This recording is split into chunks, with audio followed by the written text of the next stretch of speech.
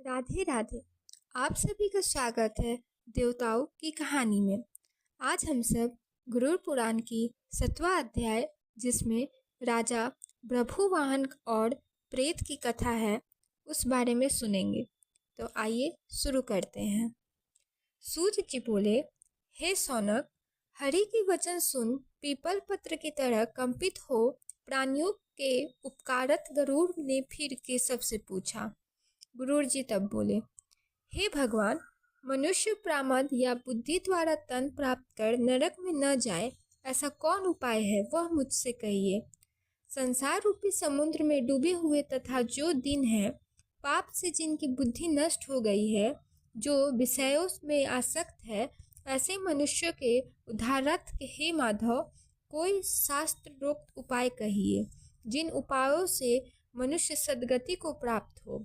तब श्री भगवान कहते हैं, हे गुरुर, तुमने मनुष्य के हित के लिए अच्छा प्रश्न पूछा। अब तुम सावधान होकर सुनो। मैं सब विस्तार सहित कहता हूँ। जिन पुत्र रहित और पापी पुरुषों की दुर्गति होती है, वह पूर्व में कही जा चुकी है। हे गुरुर, पुत्रवान पुरुष तथा धार्मिक पुरुष की दुर्गति कभी नहीं होती। अतः यदि अशुभ कर्म के योग बल से पुत्र का जन्म नहीं हुआ, तो भी पुत्र उत्पत्ति हो, ऐसा उपाय अवश्य करें। सतचंडी विधान से या हरिवंश पुराण श्रवण से या भक्ति से शिव का आराधना पर बुद्धिमान पुरुष पुत्र उत्पादन करते हैं। पिता का पुत्र मनरक से पुत्र उद्धार करे, इसलिए ब्रह्मा ने पुत्र ऐसा इसका नाम रखा है। धर्मात्मा एक पुत्र भी संपूर्ण कुल का ही उद्धार कर देता है और पुत्र से स्वर्गादि लोक भी प्राप्ति होती है। यह आनंदिकाल से श्रुति भी कहती है। इस तरह पुत्र महात्मते वेदों में भी कहा गया है। मनुष्य पुत्र का मुख देख पितृ ऋण से मुक्त हो जाते हैं। पौत्र का स्पर्श करने मात्र से देव, पितृ, मनुष्य इन 3 ऋणों से मुक्त हो जाते हैं।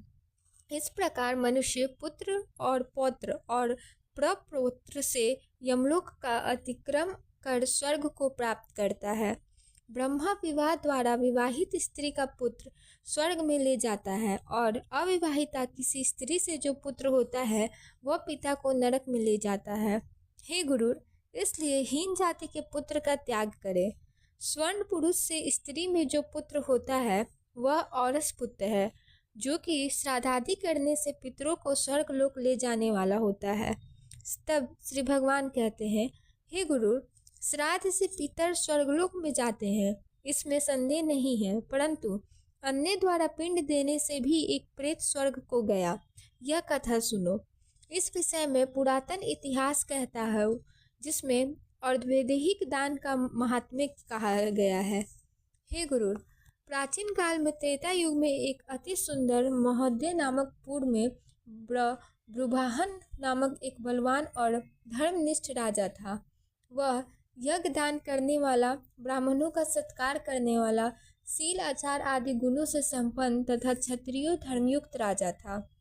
वह दंडनीय पुरुषों को दंड देता था और औरस पुत्र की भांति प्रजा की रक्षा धर्मपूर्वक करता था। किसी दिन उस महान पराक्रमी राजा ने सेना सहित शिकार खेलने की इच्छा कर नाना प्रकार के वृक्षों से समृद्ध गहन वन में प्रवेश किया। नाना प्रकार के मृगों के समूह तथा नाना प्रकार के पक्षी जहाँ शब्द कर रहे थे, ऐसे वन में राजा ने दूर से एक मृग को देखा। उस राजा ने दूर से अति तीक्ष्ण मृगभेदी बाण मृग पर छोड़ा, पर वह नहीं मरा, अपितु राजा के चलाए हुए उस बाण को लेकर वन में प्रवेश कर गया। राजा ने मृग को नहीं देखा, केवल मार्ग में रुधिर गिरा हुआ दिखाई दिया।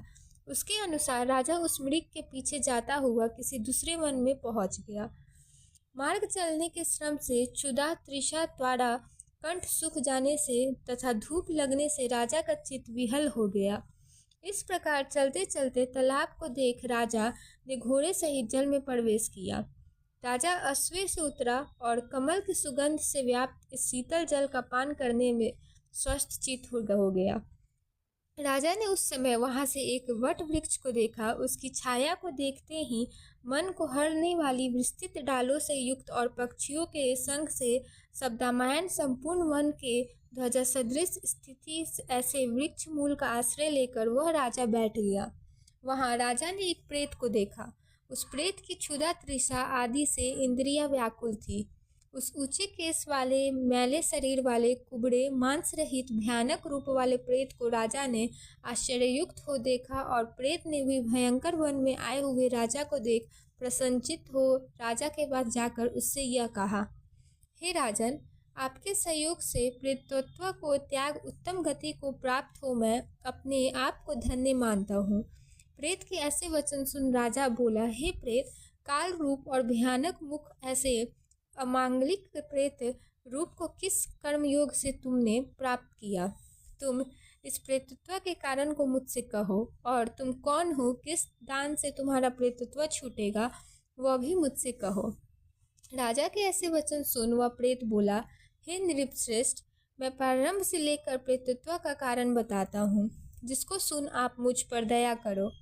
वेदिस नामक एक नगर था। वह संपादिनी से युक्त अनेक देशों के प्राणियों से तथा अनेक रत्नों से युक्त घर, देव मंदिर, अनेक प्रकार के राजभवनों से परिपूर्ण था।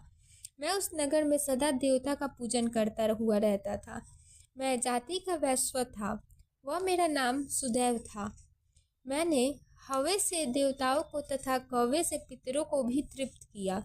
अनेक प्रकार के दान से विप्रों को तथा अनेक प्रकार से दीन अंत कृपा निधिकों को अन्न दान देकर तृप्त किया। इतना पुण्य करने पर भी मेरे सब सुकृत्य देवयोग से विफल हो गए। अब तुमको सुकृत्य से के नाश होने का कारण मैं बताता हूँ। मेरे पुत्रादि संतति हितैषी मित्र इत्यादि नहीं है, जो मेरी और्ध्वदैहिक क्रिया करे। हे महाराज, जिसके 16 मासिक श्राद्ध नहीं हुए उसका प्रेतत्व बनना हुआ है। सत श्राद्ध और हो भी गए हो तब भी, हे राजन, तुम मेरी और्ध्वदैहिक क्रिया का उद्धार करो, क्योंकि सब वर्णों का राजा बांधव है, ऐसा कहा गया है। तुम क्रिया कर मेरा कल्याण करो। मैं एक मणिरत्न देता हूँ, जिससे मेरी सद्गति हो तथा प्रेतत्व चला जाए।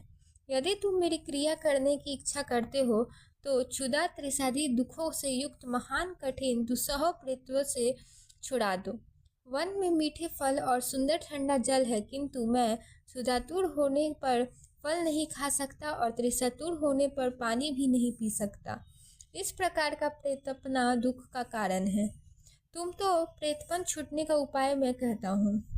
हे राजन, मेरे लिए तुम नारायण बलि कर वेद मंत्रों द्वारा और धर्मवेदी की क्रिया करो।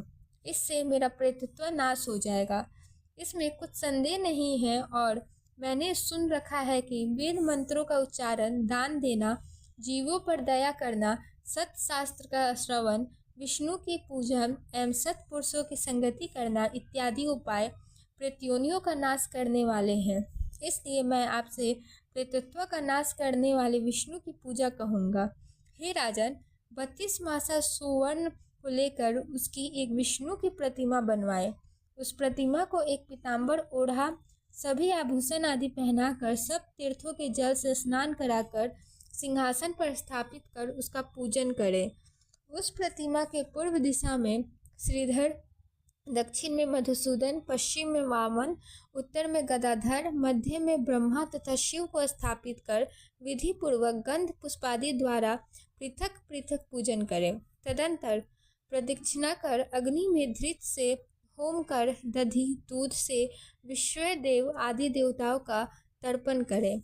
यजमान स्नान कर विनय सहित एकाग्रचित्त से नारायण के समीप में और धर्मवेदिक क्रिया करें। शास्त्रीय विधि से प्रारंभ कर क्रोध लोभ से रहित हो सब श्राद्ध करें। वैसे ही वृषोत्सर्ग करें। तदंतर 13 पद दान ब्राह्मणों को और शयदान देकर प्रेत घट का दान करें। ऐसा सुन राजा ने कहा, हे प्रेत, घट का किस विधान द्वारा निर्माण करना चाहिए और किस विधान द्वारा उसको देना चाहिए, ऐसी प्रेत मुक्ति के कारण की बात विस्तार से मुझको कहिए। तब प्रेत बोला, हे महाराज, आपने अच्छा प्रश्न किया। जिस प्रकार दान देने से प्रेतत्व नहीं होता वह मैं कहता हूँ, सावधान होकर सुनिए। प्रेत घट दान सब अशुभों का नाश और दुर्गतियों का नाश करने वाला है। वह सब लोक से दुर्लभ है।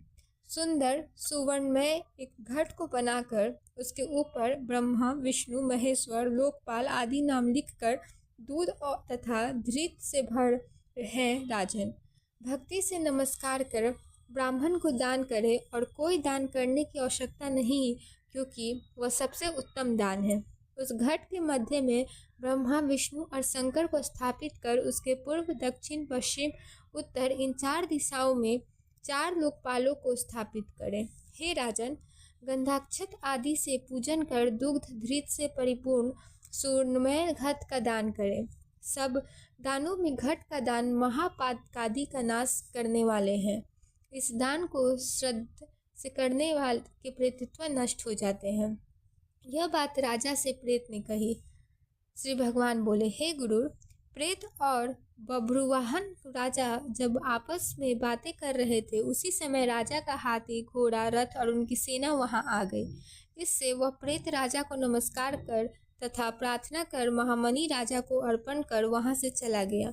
राजा भी उस वन से निकल अपने देश में जाकर प्रेत के कहे हुए वचनों के अनुसार उसका विधि पूर्वक श्राद्ध किया। उस और धर्वैदेहिक विधि के पुण्य से वह प्रेतत्व से मुक्त हो स्वर्गलोक को गया। इस प्रकार जब अन्य के किए गए श्राद्धादि से भी प्रेत सद्गति को प्राप्त हुआ, तो पुत्र के श्राद्धादि करने से पिता की सद्गति हो जाए तो इसमें क्या आश्चर्य है। जो इस पवित्र इतिहास को सुनता या सुनाता है, ऐसे लोग पापाचारी होते हुए भी प्रेतत्व को प्राप्त नहीं होते, अर्थात प्रेतत्व से मुक्त हो जाते हैं।